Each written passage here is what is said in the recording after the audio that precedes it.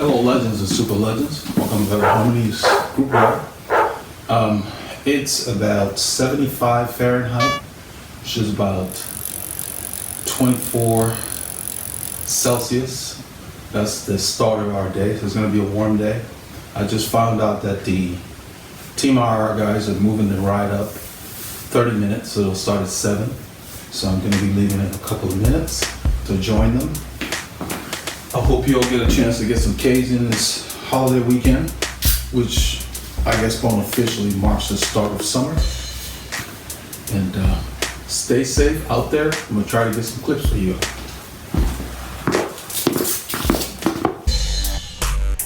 On this ride, I left Northampton, headed out to the Woodlands, to pick up Team RR. I found out that they're starting to ride 7 o'clock, picked them up, we headed out on 1488.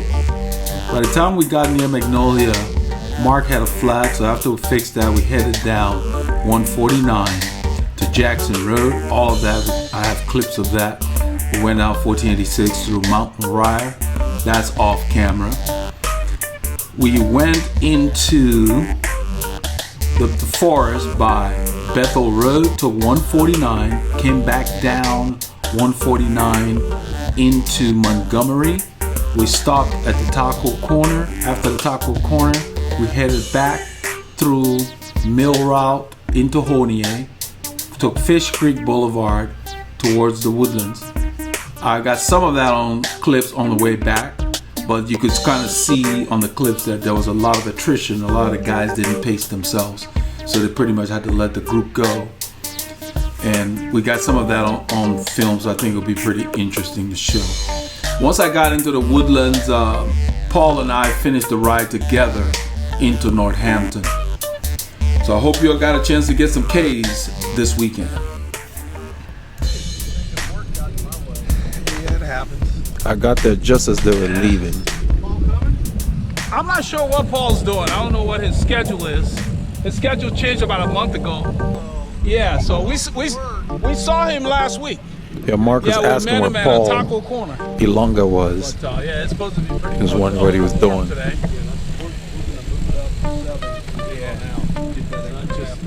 And he tells me that they've changed the ride start to 7 a.m. and they're going to keep it like that for the rest of the summer. Actually, because it's so hot. Because I went out during the week around lunchtime. It's a lot hotter. So the lunch ride is not a whole lot of fun anymore. I saw Paul H. He was coming east on that little neighborhood, where Research Forest. So the start time changed to 7 a.m. works perfectly because we can start early and finish around 1 p.m. for the riding that we do. The group finishes a little earlier, but this way you're not out in the hottest part of the day. Yeah, pretty much. Yeah, because Jerry and I end up. So he was asking whether I'm still keeping the same schedule. That's Jerry right there. Jerry was spinning when I got to the ride, so he and I got there together, but he's just going to ride with us for a little bit, and he's going to turn and go to the YMCA to pick up Mo's group. Hammer those hills back there sometimes. So I have to stop very often. I have to stop very often. Since it's hot, I'm starting earlier, and that way I can still keep the same schedule on Saturday. So that way I can ride for 6 hours and get all my kilometers in. This is what Jerry bids us farewell. He's heading down Branch Crossing. He's going to go south and ride to the Y. Their ride starts at 7:30. So it's got about 20 minutes to get there. Just Branch Crossing here. There's a California stop right here. We ended up seeing Jerry and them at Taco Corner because we took the long way out. And with Mark's flat, we lost about 25, 26 minutes because he had all kinds of problems. He had no valve extenders and he's got deep dish wheels, so he had double flat at one time, hit a rock and both tires flattened. So he had to borrow some tubes and then some CO2 cartridges and all of that. So he used up a lot of favors on this ride. But at least he was able to finish the ride. That's always a good thing. It slows you down, but it cools you off. Yeah, the heat just. So it's It's here. you kind of have to get acclimated to the heat, and I think you just have to go out there, but you don't want to be out there in the hottest part of the day necessarily, because then your body uses this energy to keep you cool, keep your temperature regulated, as opposed to putting the effort into your workout. So even on the longest rides, I try to be back around 1 o'clock. That's good, because around here from 2 to 5 is the hottest part of the day. And of course we drink more, so we stop and we refill. We get ice water and refill our bottles as needed. So at least every 2 hours we'll stop and just fill our bottles and keep going, so we keep our elapsed time. So we lost about 26 minutes. Let's see, I think it was around 7:41 when Mark had the flat, and then until 8:11 he was done. So that was quite a bit of time. So we lost 2 riders. Doug shot in the red over there on the right ended up leaving the group because he had to be back by 9:30, and his brother Greg also left us and took off. It just took too long to get those issues Mark was having with his repair resolved. He had put on the CO2 cartridges in a tube, and because the valve extender he borrowed from someone was not very reliable, because some of them are just iffy, the air didn't go in, so then that was the end of that CO2 cartridge. So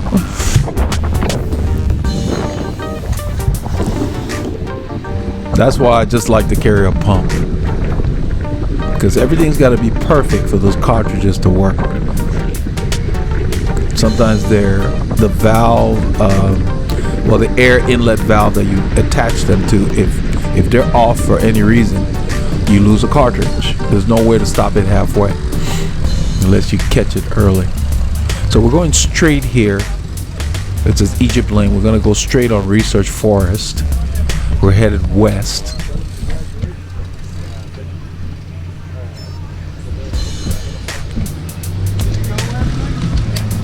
This is where I was talking about, where the shoulder ends, and if you're going straight, it's just a lane.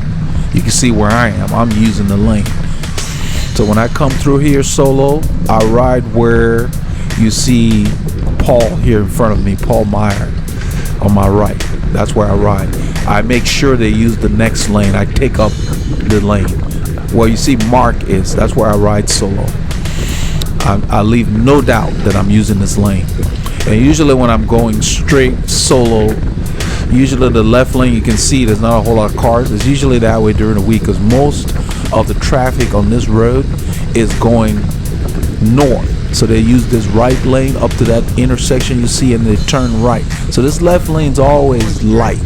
So as soon as I get this far, I move over in this left lane and use the whole lane when I'm going straight. That's where I am now, because I knew they're going straight. I'm not sure why they're waiting till the last minute. Always make your move early. Get in the lane so the other road users know your intention. Because Mark had walked me through what the route would be, because I got there after they had discussed the route. I planned my warm-up to get there right at 7:04 thereabouts. That's about when they roll out. They roll out at 7:05. I didn't want to stop and cool down. And that was another thing with the flat that he had. And as long as it took the repairs, like, we cooled off quite a bit. So we get across this intersection. I went ahead and edited through this section for time, because we're kind of getting out into the open road to get us through these neighborhoods to get out to where we can begin our workout. So we're chatting about the ride that I did on Sunday last week, because I saw the two Pauls, Paul H and Paul Meyer. They were going east, the opposite way where you see us going now, and they were wrapping up their ride. So we're chatting about, I went out later that Sunday. I slept in and went out later, so they were asking whether I was just heading out when they saw me, and I told them, yeah, I wasn't going very far. I went up to Cimarron and hammered those hills. So whenever I have an extra day, I just do more endurance riding. You're not going to go stale by doing endurance. That's why it's important that you know your zones, either by feel or whatever tool you're using. So tomorrow is Memorial Day. As I do this commentary here, it's Sunday night, and tomorrow's Memorial Day. I'm doing this on Sunday so that I can ride early in the morning. I have the time. My wife's off, so I'm gonna get some kilometers in the morning. I'm gonna leave early, and I'm just gonna do my own thing.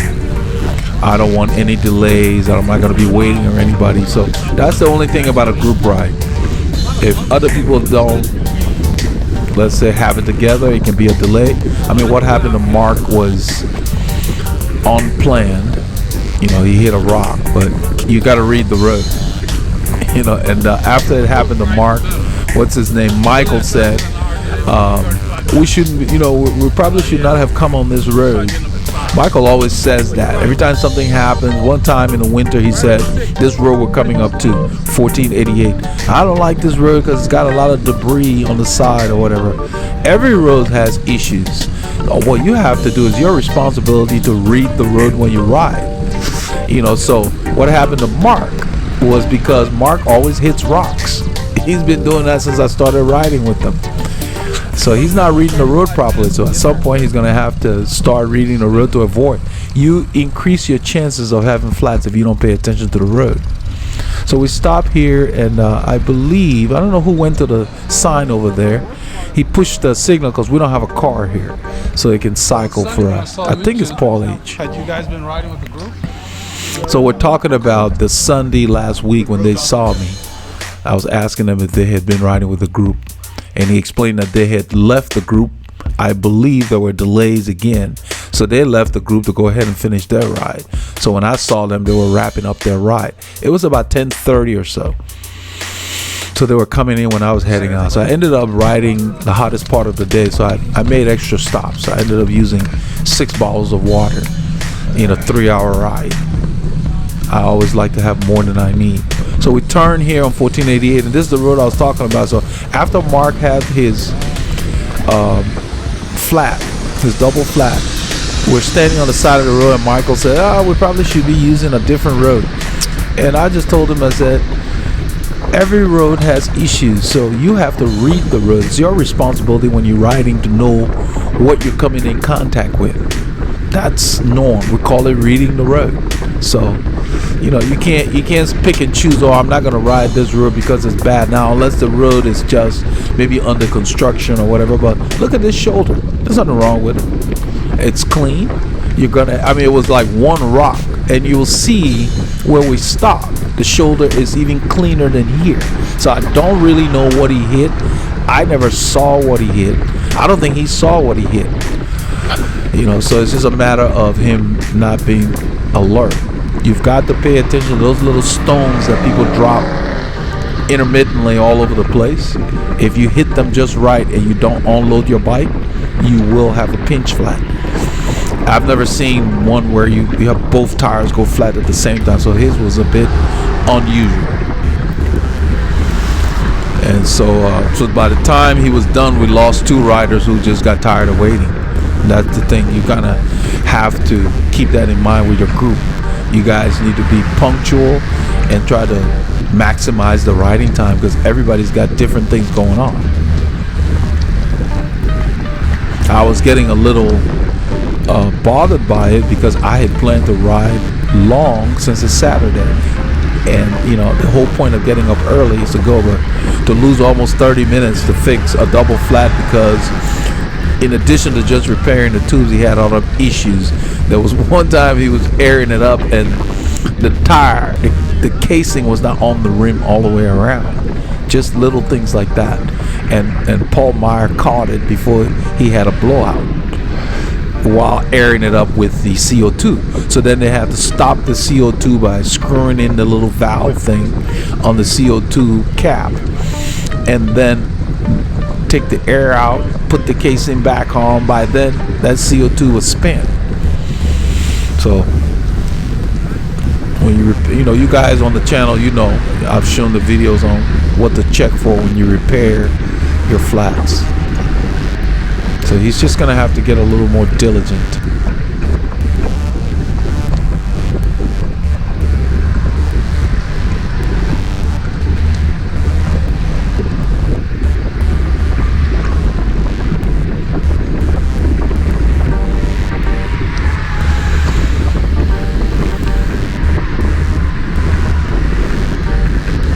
So at this point in the ride, we're just kind of rolling out. The effort has not really started to be put down yet. That's one reason you see everybody riding two abreast.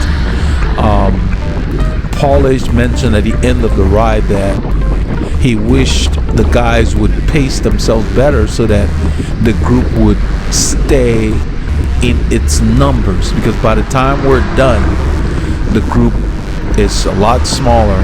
I think we ended up with Paulish, myself, Dan, and Michael. So only 4 riders finished together from everybody that started. And that happens on every group ride. People pull out for different reasons, but the reason he mentioned that was because they had discussed at length that they were going to do 75 miles or whatever they were planning on doing. And so that was the plan. So if you're going to go and do a long ride, don't ride it like you're doing a short ride. And those of you who have followed these videos with Team RR, you know how they are. They ride like there's no tomorrow.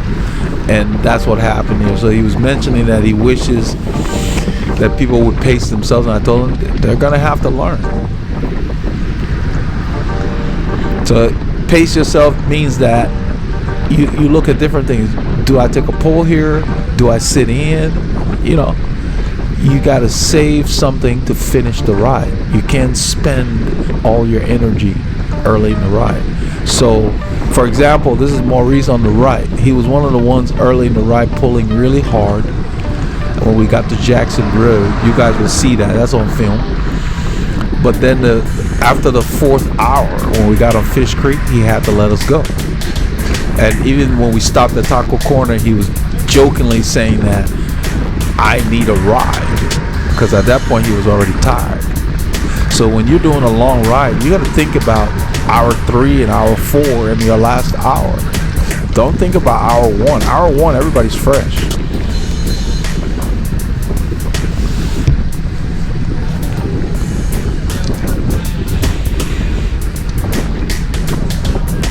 And this is not just a cycling thing. This is any athletic endeavor you get into. Whether you're kayaking or whatever, rowing, whatever, you have to pace yourself. So wherever the finish line is, you have something to get you there.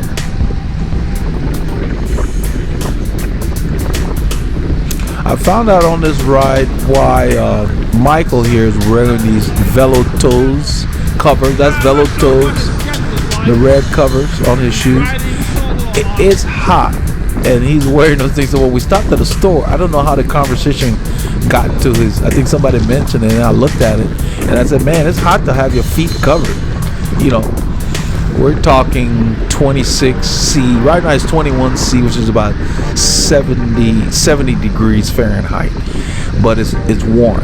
And so shoe covers, this is not the time to wear them. So then he said, I made the mistake of buying white shoes.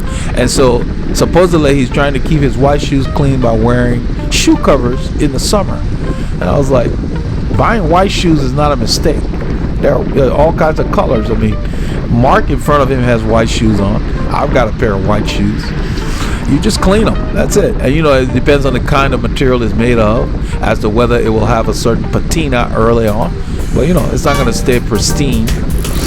But so his solution is to wear those covers on every ride to protect the white shoes. So then what's the point of buying white shoes? Nobody knows you got white shoes on. The white shoes I have, they have a kind of a vinyl covering. They're not soft leather. It's treated with something. As a result, they're years old and they're still white. You know, you just have to clean them, and you know, after every ride, keep them decent. That's all. They're not gonna last forever. I think somebody was talking about the red and the orange combination, whatever it was. We're standing at the store, and that's how we got into that combination. But I like to be comfortable for the temperature. So this time of year, I don't have my shoe covers at all.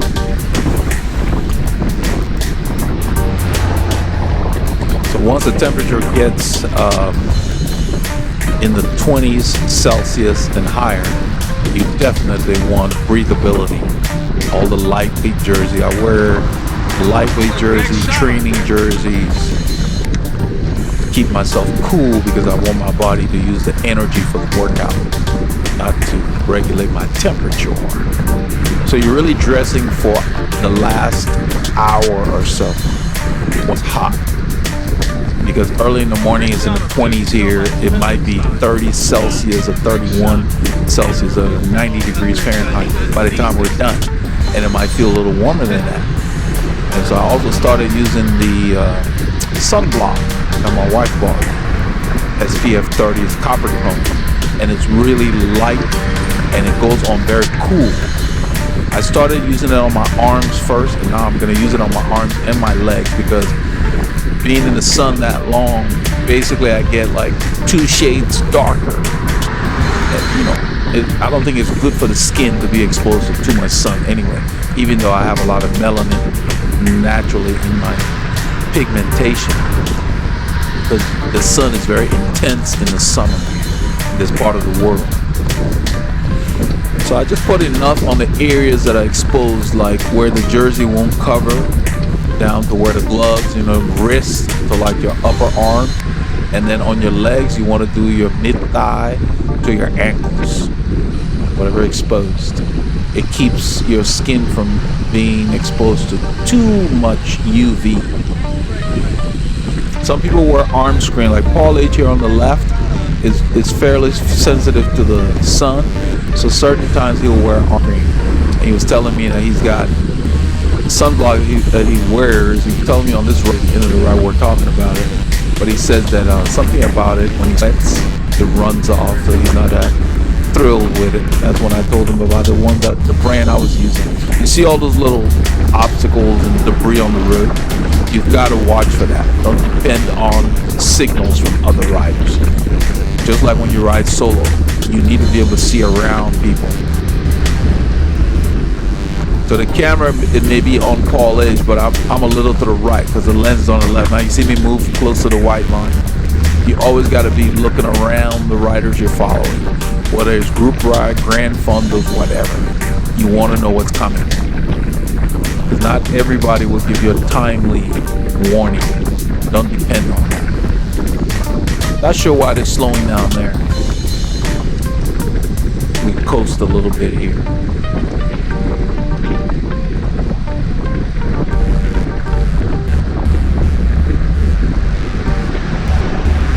And you notice that we went from 2 abreast to single file. Nobody had to say anything. Once the effort starts creeping up, people start getting concerned about efficiency. So one thing about riding on the shoulders, you see all like the old piece of car tire went by. There's always stuff from cars. Like you will see after Mark has the flat, we pass on the bridge and there's literally the hood of a car sitting on the right side of the road. So I don't know how it got there, whether it was after an accident, it just never cleaned up. But we see pieces of car bumpers. There's all kinds of stuff. They just leave debris all over the place when they have the wrecks. They're not cleaned up thoroughly. And so those are the things that we get exposed to. So you should not have to ride over those. Just make sure you're aware. That's why you have to look ahead of you and pay attention so that you adjust your line accordingly. And if the entire shoulder is blocked, when it's safe, take the lane to get around the obstacles. So the effort is up here, and I'm sitting really close because the wind is actually coming from a little behind us, and this time of the morning is not that much, but it's kind of swirling around a little bit. So I look for a spot that doesn't have a whole lot of turbulence, and that's where you see me sitting. You can see Michael drifting to the left a little bit so he can pay attention. He's doing that to avoid braking. The guy with the Velo toes on I was talking about. That's Scott in front of Paul H here. Now, what I observe is a lot of these guys, when Paulie Longer and I were putting in massive kilometers in the winter, a lot of these guys were not doing a lot of riding. And that's something that they do when I talk about. So they didn't have a program. They may have gone skiing or done other stuff. But now here it is May, and all of a sudden they want to start riding as if to say they've put in the base. So what ends up happening is at some point the tank goes empty, and they're not even aware of when that's going to happen. And you'll see them pull out of the ride in the 4th hour because they're just done. And then they tell us, oh, we're going to do our own pace, don't wait for us. That's fine, that's okay to do that, but the reason I'm pointing that out is you need to know where you are in your training, because going out the first hour and riding faster than you're prepared for, you pay the price later because your body's not very efficient. It's not burning fats. When you do that, you burn all your carbs real quickly, and then you hit the wall. We're going up here. It gets a little challenging. I think it's around 1 to 2%, but the way they're riding it, we're getting near the overpass, which will be coming up in probably 1.5 kilometers.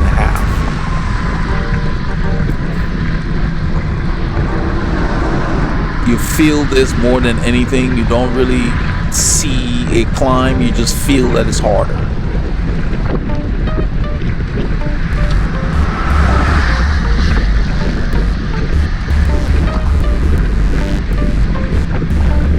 It just flickered at 1%, but it's more like 2.5 for a short section.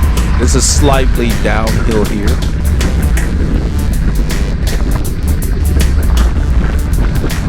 You can see my shadow. I'm really just soft pedaling.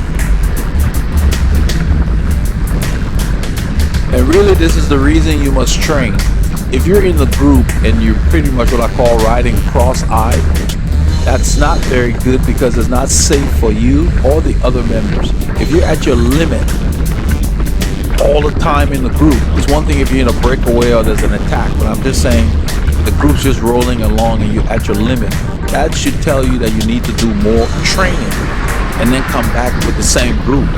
But you should not be at your limit when you're sitting in and the group is just kind of rolling along if you've done the right work, because that means the group is at a higher level than what you prepared for, and then you have to check that. Consistent with some of the videos I've made on the channel, you have to go back and reevaluate the work you need to do to improve, because improving does not mean you're going off the front. Improvement is I'm sitting in a group and I've got my wits about me. I can observe things. I'm not at my limit. That's an improvement too. Baby steps. That's the reason I always say we train, we don't ride. Work on different things each week. Each week I have a different thing I'm working on.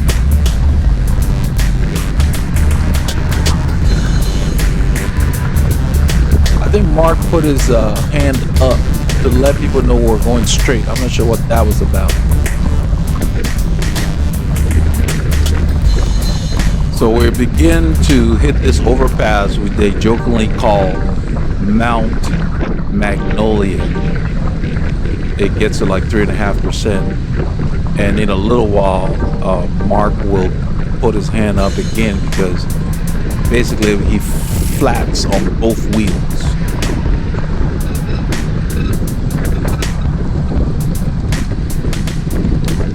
Right around here somewhere. We begin the climb. The climb is starting. See, Doug Shot is at the front. The effort is there. We're beginning to ride up this climb. And then as soon as we come back on the shoulder here, I see his arm goes up and then people say it's slowing. Right about here.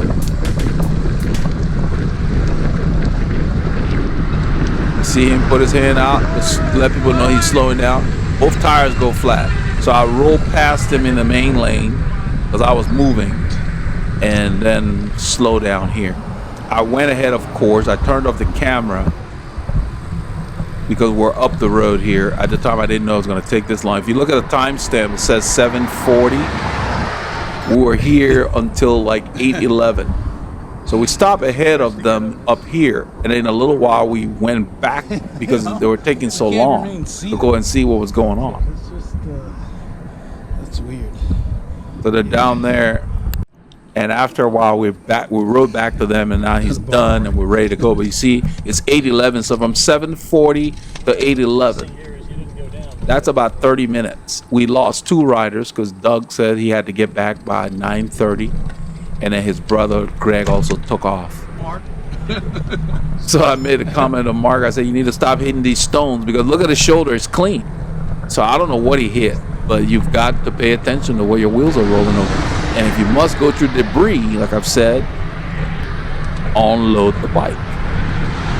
You decrease your chances of having a flat. You will see up here, I don't know if I left that in, but there is a piece of debris right there. It's a trunk, the hood of a car on the side of the road there. Just sitting there. So I edited for time here. They're still back there. I put an arrow on them. I'm not sure what's taking so long. I'm ready to go because we've been sitting around for 30 minutes. That's 30 minutes we've lost that we could have been riding.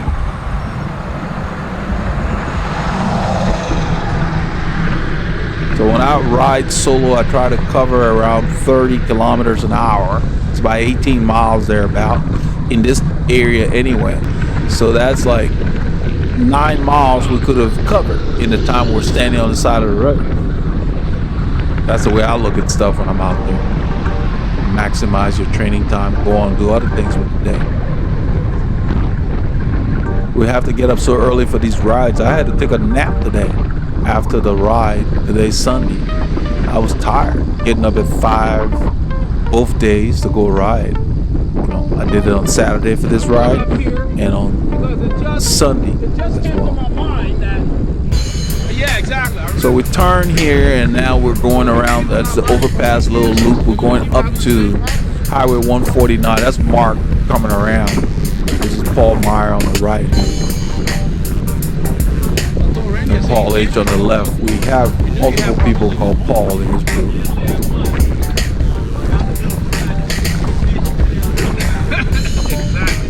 So the group finally caught back up to us. It took them a while to get rolling on that climb. After such a long wait, everybody's cold.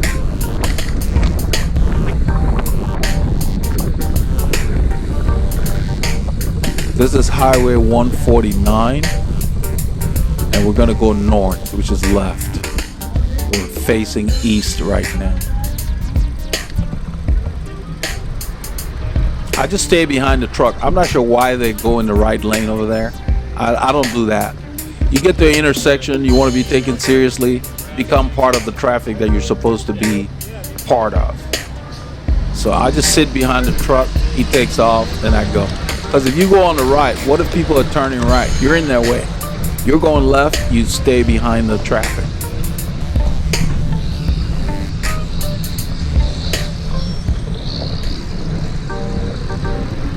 So right here, I had noticed that Scott's bike was making noises. I could hear his brakes rubbing.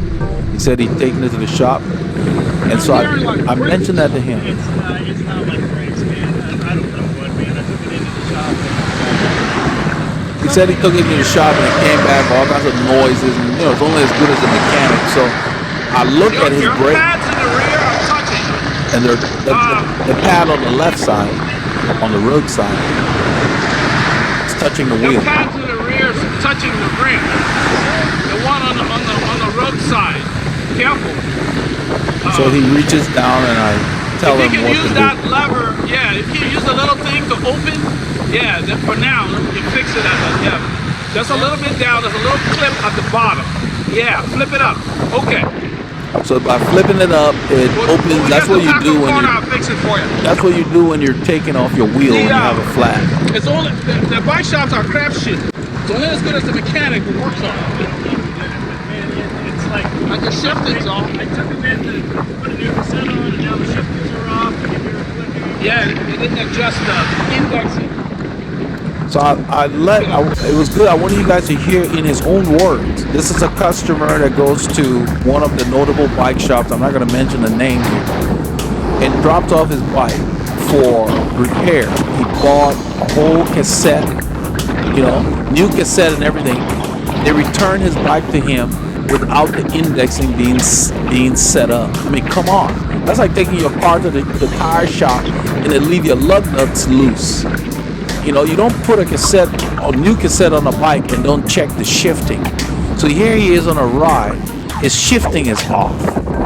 And he had to live with that because it was like, it's clicking in certain gears. The indexing is just off. And it's not a big job to do that. But how do you not do that when you put a new cassette on a customer's wheel? They paid you for it. That's just part of the job. You put the wheel on the bike and you check the shifting. I mean, then it left his brakes out of whack. Just minor stuff like that. I heard the thing rubbing, that sound it makes, on the wheel. And that's why I mentioned it to him. And sure enough, you saw us adjust it. So we ride up the mark and then I pull him back because we had fallen quite a bit off the pace. But it's just sad. A lot of shops do that. They wonder why some of them go out of business. Nobody's going to keep bringing your bike. I used to go through the same thing. That's one reason I learned how to work on my own bike when I competed. Take your bike to the shop, they tell you, you got to wait 3 days. The 3 days without your bike, you get it back and it still doesn't function well. And what did I wait 3 days for and pay you? So that's why I learned everything I could about and became a full-fledged mechanic. Then I don't have to wait on anybody. Nothing on the bike. I can do everything on the bicycle now because of that. But there's a lot of riders that had to do the same thing. Just substandard service. And it reaches the point where a lot of experienced riders will take their bike in and make it clear, I only want so and so to work on it.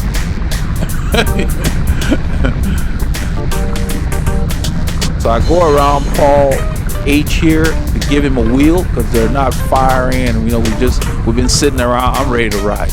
We need to get this ride on. It's almost 8:20. It's time to go. It's a little overcast. We need to take advantage of the cooler temperatures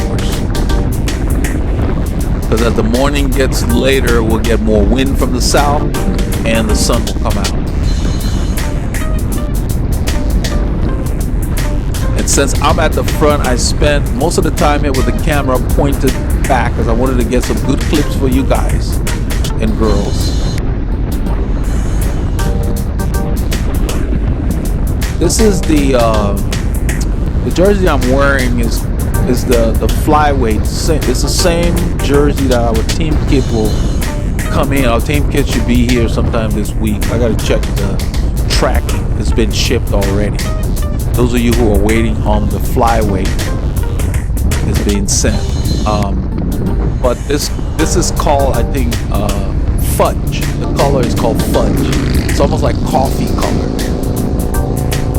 I like the way it looks.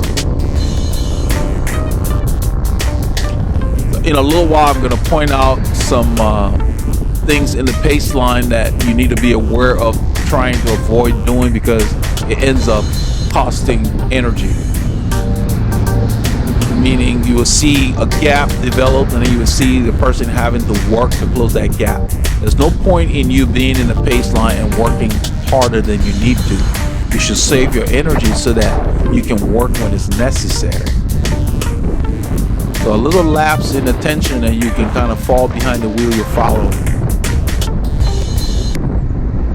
I found a way to hold the camera in my hand when I'm at the front and lean it over to the right so that I can get a good view and not a view of me, a view of the people behind. So it's tilted all the way to the right of my brake hoods.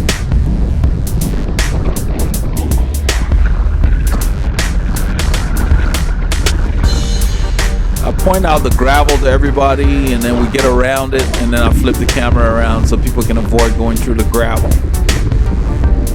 I stay about a few inches to the right of the white line. And we're working hard here.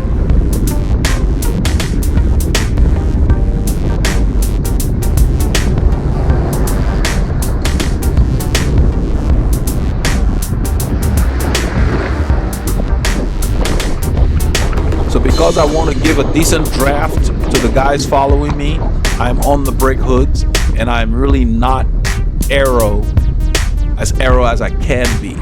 But even my brake hood position is relatively efficient. But I stay there because this gives them a decent draft. Now, if we were going full gas or whatever, I would lower my torso even more, and then my arms would be horizontal, and that really lowers you. But then it really does not give much of a draft to the people following as much as they can get in this position. Now look back there, I put the arrow there. You can see the gap between Paul H behind me and Paul Meyer further back. He's let at least a bike length and a half right there open up. Now he's having to work. This road is going up here. He's having to work to close that. You shouldn't have to do that while you're in the pace line. You need to just stay close to the wheel in front of you so you don't have to do that. Because every time you do that, you're tapping into your reserves and stored energy, and you have a finite amount of energy. So keep that in mind. Stay close to the wheel you're following. Don't allow gaps to open, and you will get there fresher. Especially when the group's just rolling along. I mean, we're just rolling here. Even though it's hard, we're not going full gas or anything. Just steady. I plan to stay up here for a while, so I'm just keeping the effort around tempo to zone 4, bottom of zone 4, something like that. So when you do the work and prepare yourself, your levels are the point where you're just doing tempo zone 4. It's a good workout for everybody that's following. That's why riders of different levels, fitness levels, can ride together. So since I plan to stay there for a while, I found a rhythm and an effort that I knew I could hold comfortably and still be able to continue with the group.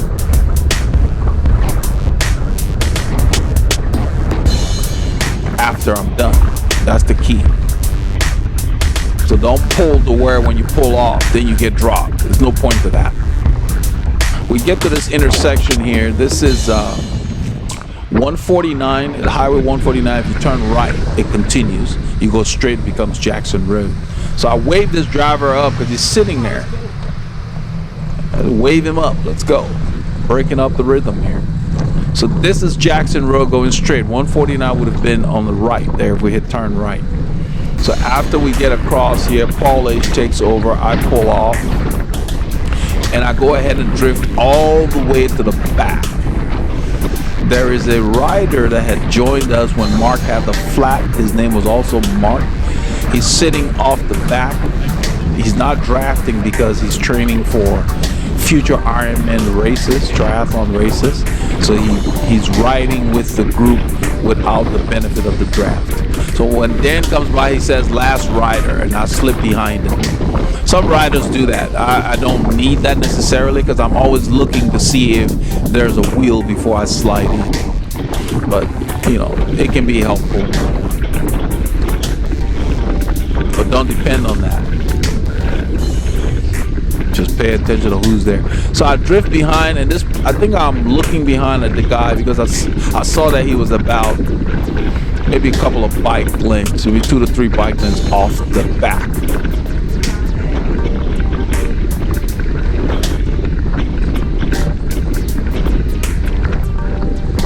And right here, I'm getting something to eat also. I think I took a gel. There's something on the road right there. I just drift over. And that's why I turn the camera around. That's Mark back there. He's not drafting us because his events he trains for, of course, he rides solo. I also do that on some rides where I'll sit off the back of the group if I just want to work harder when I'm in the back.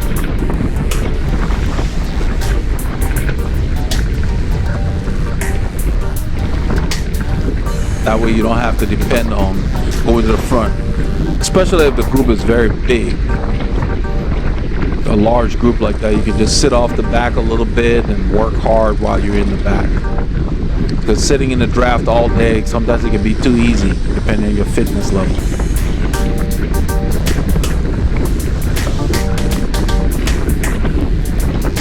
They did a good job with this road. It used to be all chewed up. Now it's nice and smooth.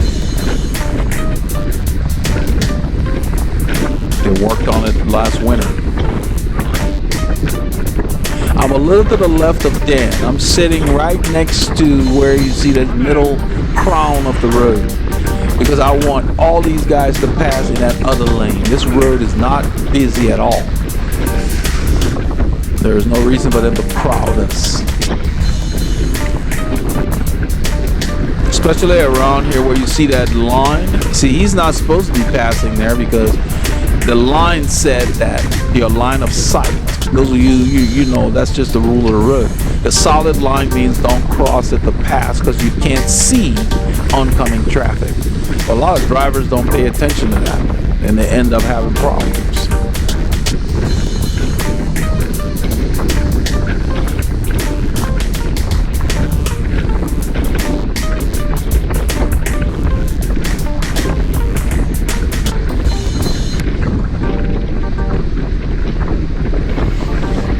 I was riding in my neighborhood. It was kind of a funny story. During the week I was doing a ride, and usually when I get on my street, the speed limit is 20 miles an hour or 32 kilometers an hour. So what I do is I take the road and I hold the speed limit, especially late in the ride on a day where I plan on riding hard. I hold the speed limit all the way to where I live on North Crest. But you know how drivers are. Oh, I see a bicycle, I must pass them. This guy got pulled over, passing me by the local constable in the area, because near the golf course, there's a golf course on the way to the house. And the golf carts come across the roads. And those guys complain that people are driving too fast through there. So when they complain enough, the constable comes and he hides out. And you never know where he's going to be, of course, because they station themselves to where you can't see them. And so I put my head down, I'm in the drops, I'm holding like 33.5 kilometers an hour, which keeps me right at 20. And I'm right where you see Michael. So it's a two-lane road. And so I'm using the road at 33. This guy comes around me, zooms by in the opposite lane, and as soon as he gets across, he just said, woo woo. And I just smiled. And right before he pulled over, there's a hill near the golf course, and so he ended up going up the hill and parking to receive his ticket, because the speed limit is 20 miles an hour in the entire area, and they come through there like these people just put the signs up there for show. And I don't know where that constable came from, but he must have been in the golf course property or something, because it was funny. But they must pass a bicycle. Like he doesn't have a speedometer in his car. So now, and those speeding tickets in our area, I don't know where you guys live, but they're about almost $200 if for the first 10 miles an hour over, depending on what the officer writes you up for. They're expensive. So it's like, that's just a donation to the city. So that was funny.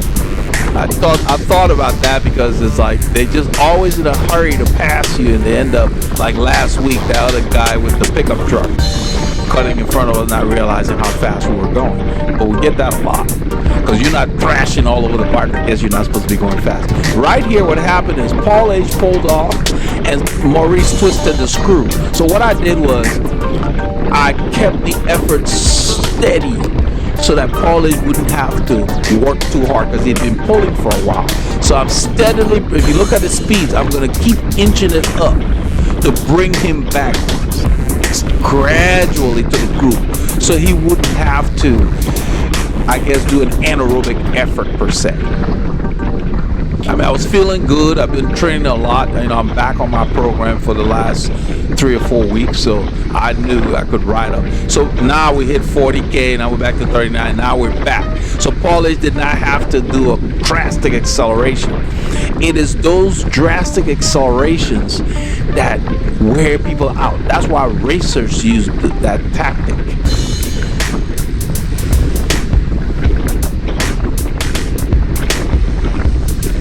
And Maurice is sitting at the front. So I've already mentioned, resist the urge when you're riding it with your group to go so fast after somebody else has pulled off, unless you guys are attacking each other. Because what's going to happen in the group ride and in competition, or if you're in a breakaway, whatever, if you do that, you're not going to get people to work with you. Because why should somebody sit at the front and work if you're going to attack them? And you see the pros do it all the time. They'll start talking to each other because nobody wants to pull through because they got different agendas or whatever. I'm sure there's different reasons. But so if somebody has pulled for like 5 minutes or something in the group, then you go and accelerate to the point where you can only hold it for, say, 1 minute. Why should that 5-minute guy come back and do some more pulling? We'll let you sit at the front then. It's not proper etiquette in a group ride, a social ride, whatever, but everything goes. I'm just pointing it out. You're not going to be very popular if somebody pulls for 10 minutes and you attack.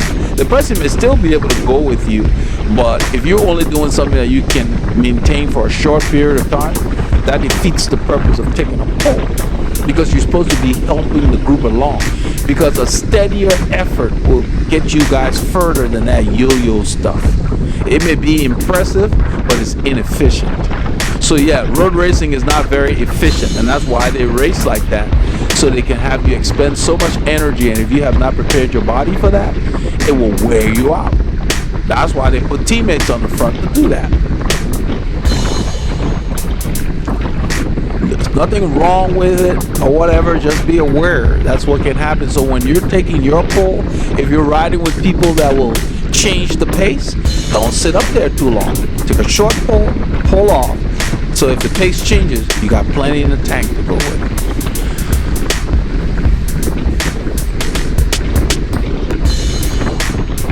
I was surprised nobody attacked on these hills today.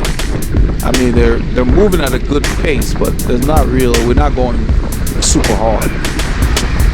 This is a climb.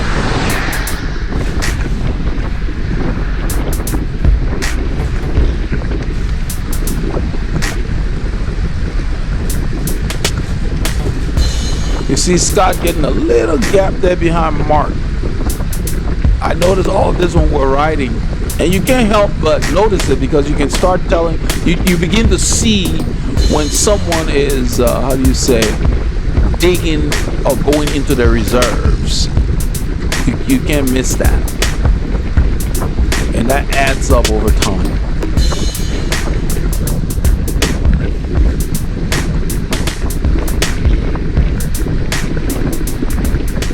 So we climbed that hill about 20 miles an hour. That's pretty good. And we're still going. It says 1%. It's between 1 and 3. And it's long. So Maurice pulls off. You see the gap between Scott and Mark? We're going downhill, so he should be able to get back on there. See Dan going to the right to catch the wind so he doesn't have to brake. So Paul Meyer takes over. Paul Meyer does a lot of long, steady rides. On this ride, he kept saying that he was holding his own pace because we'd wait for him at different parts of the ride. And he said, I'm just going to do my own pace. So he didn't want to go as hard as we were going in certain sections.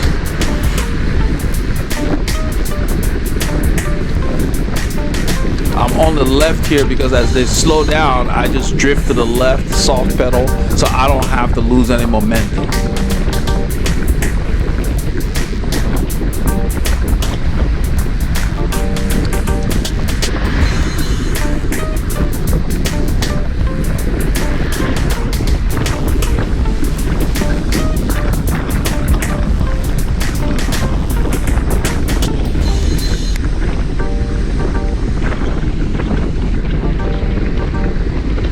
here I'm soft pedaling, coasting combination. I'll pick it back up.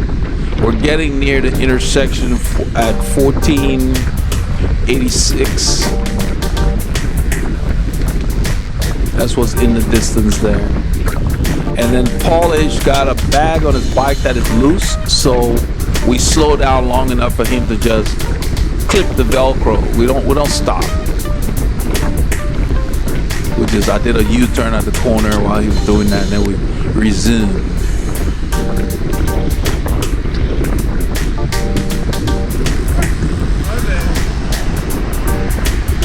You notice how I just said car back, just to kind of let them know, so that nobody would make any move to the left. There's a time when you want to urgently say that. There's a time you just kind of let people know car back. You don't need to be screaming all the time. It's not necessary. So right here, Paul's gonna fix his bag, saddle bag. One of the Velcro straps are loose. So I'll go ahead and cut between these two guys, do a U-turn. I don't want to unclip. It's getting hot, Dan. It's not warm. Yeah, Dan said it's getting a little warm. I thought it's getting hot because the sun's coming out. It's turning right. The driver's turning right, so I let them know because some of the guys were in the way.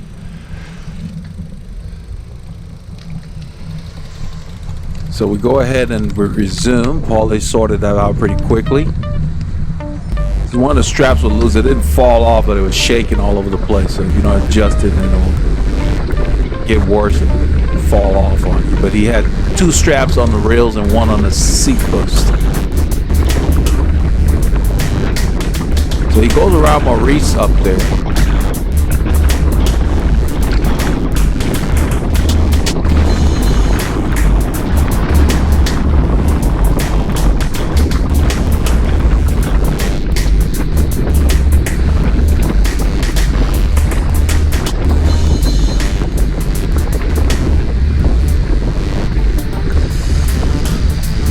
A roadkill, I think it's an armadillo.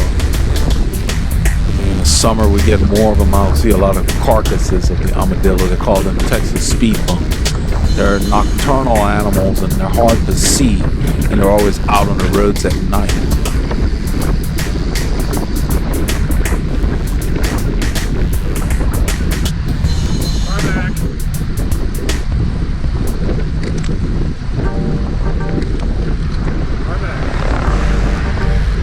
I was doing that just really for Maurice, so he could move over it back.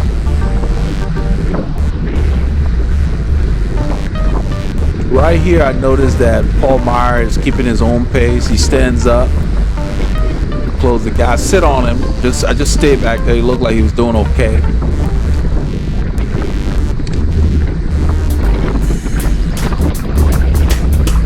I would like to go around a rider if they're hanging on and they look like they're doing okay.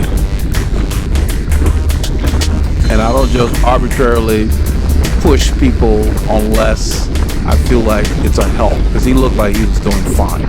And then he stood up and got over that little grade. Because sometimes you hit a bad patch during a ride, and a little mound can seem like a mountain. You know, so, and it happens. We're headed north on 1486, and we're going to turn on Mount Moriah Road, one of the roads I like out here. I like it coming south.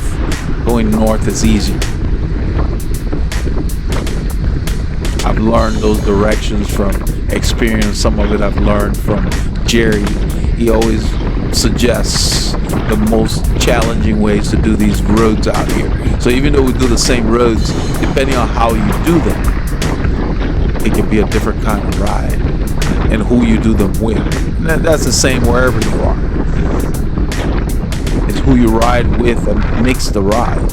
Even in a competition, who you race with makes the race.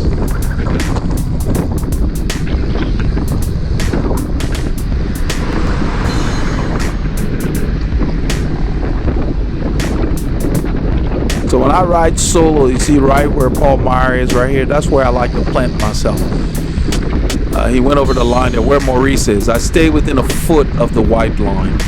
And on, wide shoulder like this, I would be where Maurice is. Put my bars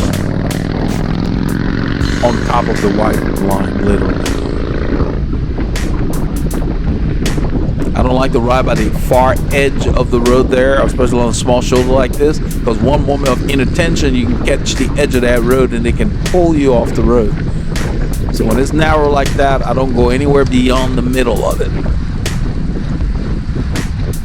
And if I'm gonna drift into the main lane, I make sure that no other road users are using the main lane. That keeps everything predictable. So I rarely get the other road users blowing their horns at me. Because not only do I pay attention before I make moves, I communicate with them where necessary. So they understand what I'm doing before I do it. You ride a lot, you have to do that. It just makes sense. You want to use the road, you've got to do it seriously. It really irks me when I see riders riding against traffic. I see adults, especially in my neighborhood, riding against traffic. Because they seem to come out of nowhere, especially if I'm in my car. Because I don't expect them to be there. It's like you're startled. Mark's drifting to the back. I don't know if he was pulling. He must have been pulling.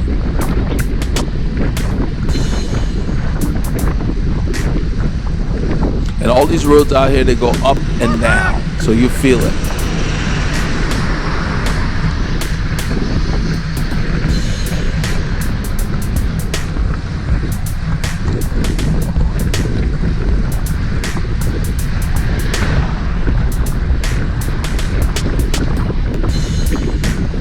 I'm sitting on the shoulder, the camera's in my left hand. That's why the shot is like it is, and the lens is on the left side of the camera. I like that GoPro designed it that way. It's really a very smart design. I don't have to move left to get a good shot all the time. We're going to be turning left onto Mount Moriah Road after those tracks. We've already checked. This is relatively a quiet area here. And the lane's clear, and I think there's a car coming the opposite way before we make the turn. I always stand when I go over tracks. It saves your wheels. So now usually when we turn off of these roads, there's a little bit of regrouping. I'm just riding here, and then I notice Dan and Scott are standing. I end up standing this entire stretch you're going to see. It just felt better for me for some reason. I've been doing a lot of extra stuff on my stomach work because my back's been aching as I put in more kilometers. So I've been working on my core to make sure that my stomach muscles are balancing the development of my back muscles. And so I'm standing here the whole time. If you look at my cadence, it probably stays 75 to 80 thereabouts. I'm just standing. Now when you stand, you use more energy because you're pulling in your upper body muscles and so forth. So your heart rate will go up. So if you watch my heart rate, it's going to keep going up. You look at my shadow, I'm standing. I've got a nice gear. I don't know what gear I'm in, but the rhythm feels good. And this road continues to go up. See, it says 2% and 1. It's going up. And I just remain standing. So even though I'm riding harder here, it felt good to stand. You see my heart rate now has gone up almost 10 beats from when I started talking about it. If I were seated, it wouldn't have gone up that much. That's why I want to point out. So when you get out of the saddle, you're going to be using more energy. I think at this point, the 4 of us pull away from the rest of the guys. Because the effort is on here. You see, I'm at 170. I started 15 beats lower. At this point, I'm not really looking at, I'm not aware of heart rate. I just have a nice rhythm and I'm just standing.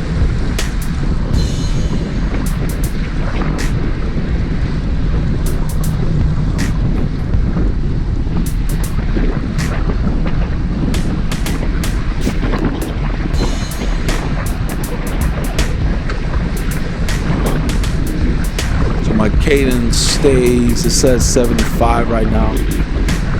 75 to 85 when I'm standing, I guess, for the most part. When I'm climbing, 85, 95. I like to keep it in that range. And then if I'm accelerating, then anything goes, regardless of terrain. You accelerate and then you shift back up to whatever you need.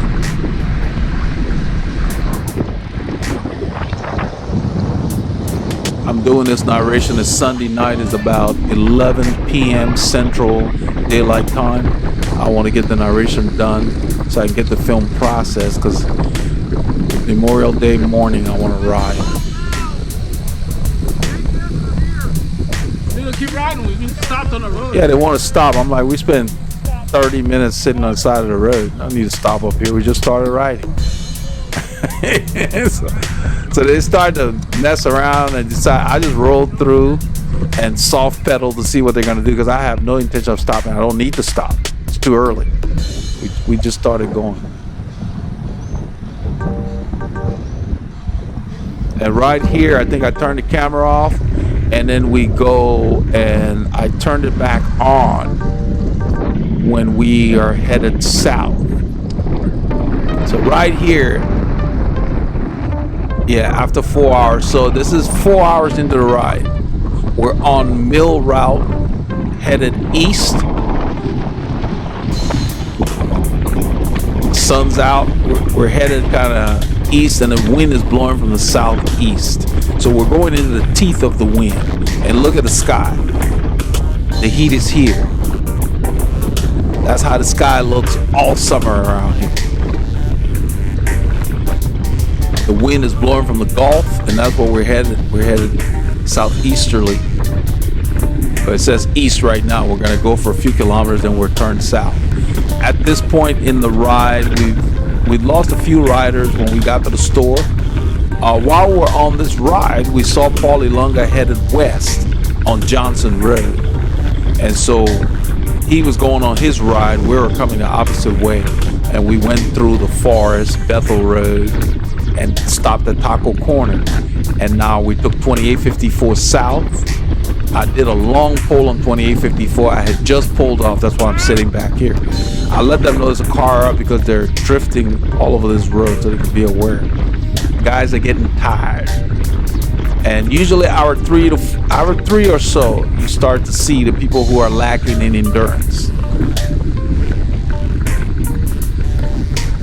And so when people don't pace themselves, if the ride's long enough, it becomes just a ride of attrition.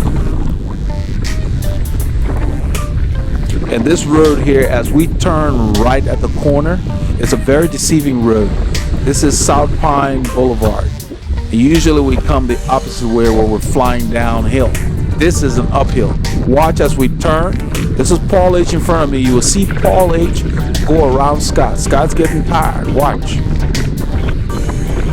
Watch Scott's body language on the right. See the gap? So Paul H goes ahead and closes the gap. I just sit here because I want to film it.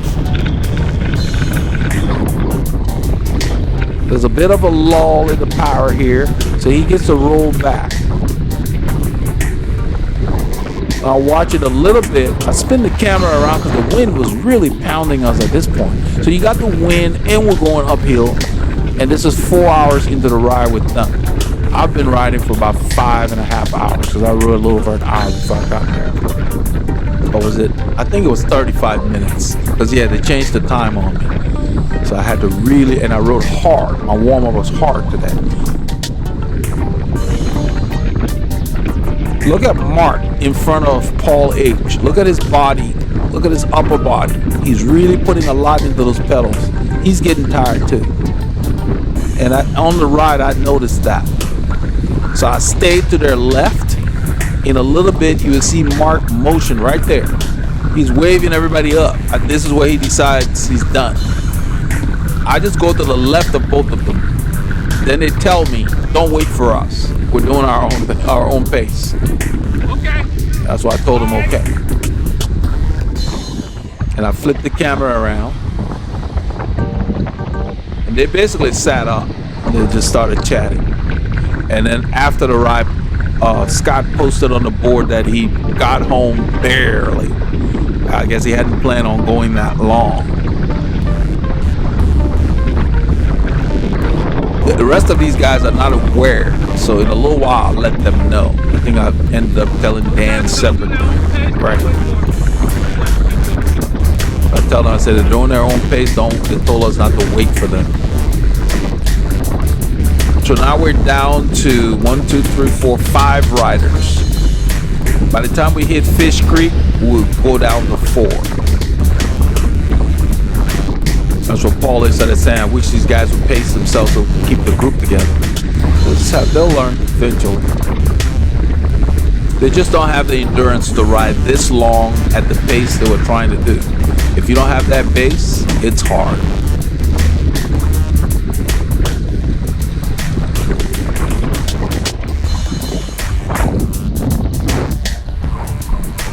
You see my face there, it looks easy. It's not easy, it's just that I've been doing the work.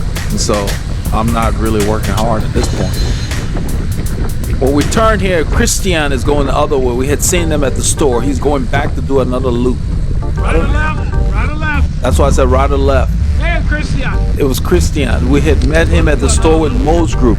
So he came back with Mo's group and then left them, and he's going back out to do more kilometers. So I ride up the Dan here. I'm not sure why there was such a gap, but I ride up. This is a climb. It's small. I think it's like 1%, 1 or 2. There is a rider up in the distance that's not riding with us. And I tell Dan here that Scott and them don't want us to wait for him. I think out of here on the next hill.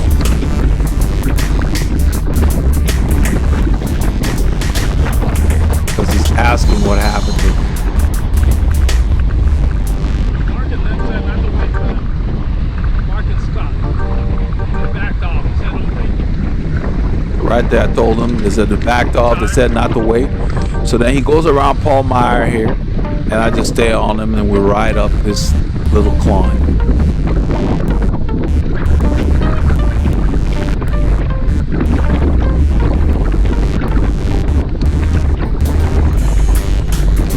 I just put my gearing. I'm in the 5318, I believe, something like that.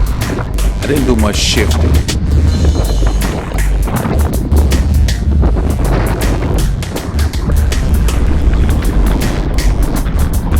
This is when my engine really thrives. The longer the ride, the stronger I get.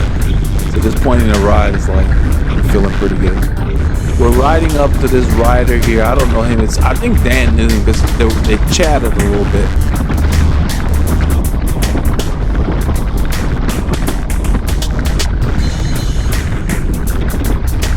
The thing that's impressive about these speeds is that we're going into a stiff south wind here. Because we're heading into the later part of the morning, and that's when by 9:30 in the morning the winds start picking up in the summer. It was a nice breeze because the humidity is relatively low this time of year, on this day anyway. So the breeze was very nice.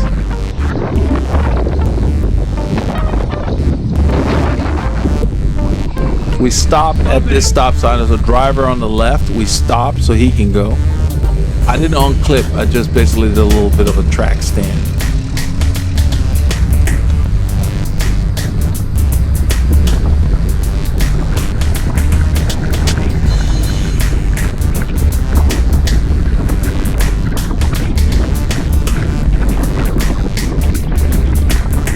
So I ride up the Dan here.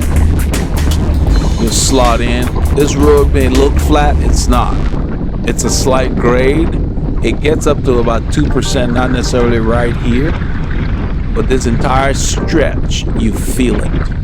I really like coming out here. You can't cheat. You must be on top of your gearing. It's just slight rollers. Right here is slightly downhill, then it will kick up, get flat, then go up.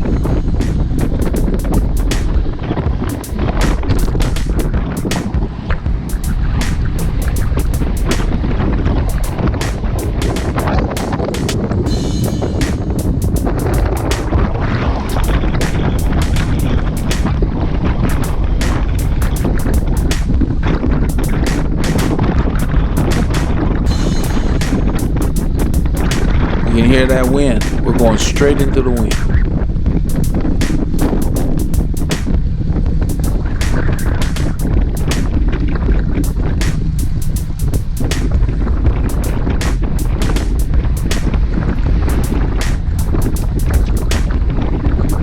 I sit on Dan's left side because that's where the shelter is at this point in the ride. It just felt like this is the best place to be. You can see it's a little quieter.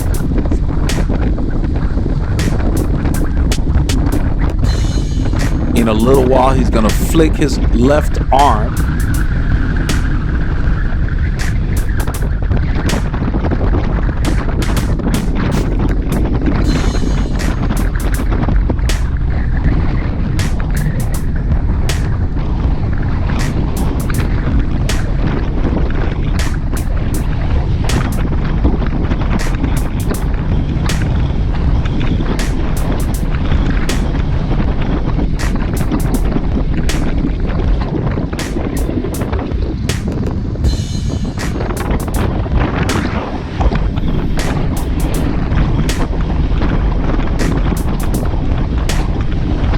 This is into like a 12 to 15 mile per hour headwind or more. I don't even know what the speeds of the wind was at that point, but it was blowing.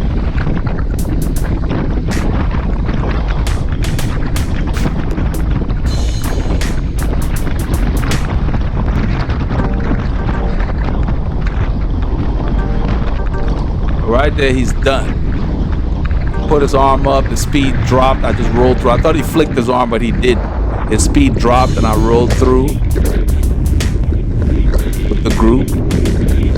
I went ahead and just positioned the camera so you guys can get this shot.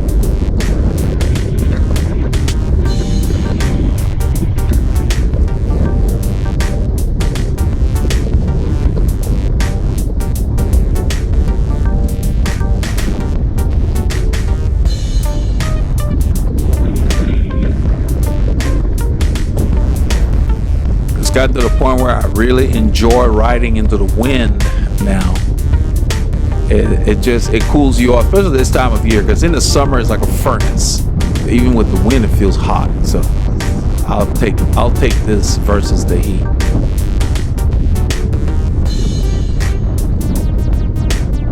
Everybody's working here. The speeds are dropping because the road's going a little bit up and then the wind's kicking in. I stay in the same gear and I just keep my cadence, as I said, 76. It felt good. It felt like I was climbing because that wind was really blowing.